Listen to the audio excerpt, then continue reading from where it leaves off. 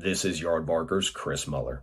In something of a surprise, Houston Texans chairman and CEO Cal McNair fired Bill O'Brien earlier this week, leaving the team with a void at both general manager and head coach. First things first, though, this was the right move by Houston. O'Brien was too emotional, particularly for somebody who had consolidated so much power and influence throughout the organization. His clashes with players in his capacity as head coach led him to make some rash and very poor moves as general manager, none more so than the DeAndre Hopkins trade, which already looks like one of the worst in recent NFL history.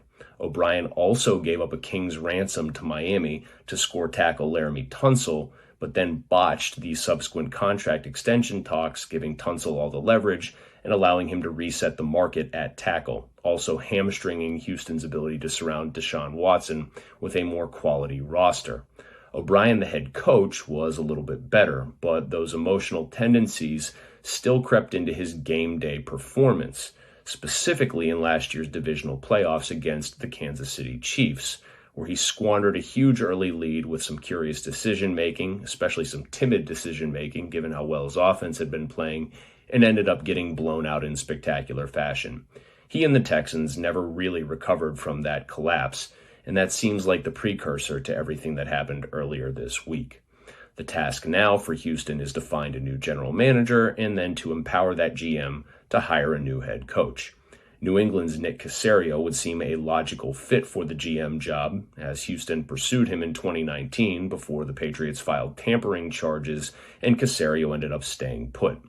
Jack Easterby, who's now Houston's vice president of football operations, previously worked for New England, and he's likely to have a major influence over this next hire.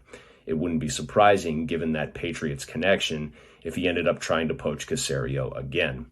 As far as head coaches go, here's a rumored early frontrunner that the Texans should avoid: Dabo Swinney of Clemson. Now, Swinney has shot down these rumors already, although it's been the classic non-denial denial, and hiring him would no doubt please Deshaun Watson, who won a national title with him at Clemson, and making your quarterback happy if he's a franchise-level player, with which Watson is never bad business in the NFL. Still, though, Swinney looks like a coach perfectly suited for the college game, where he holds all the power and the sway. It's fair to wonder whether or not some of his motivational tactics and his overall style would work as well in the pros, or some of his players would make a lot more money than he does. Josh McDaniels will likely be a popular choice and a name that's often heard in the rumor mill, though the circus that took place when he accepted then unaccepted the Indianapolis job a few seasons ago might make the Texans think twice. My pick as the best candidate, though, it's Chiefs offensive coordinator Eric Bieniemy.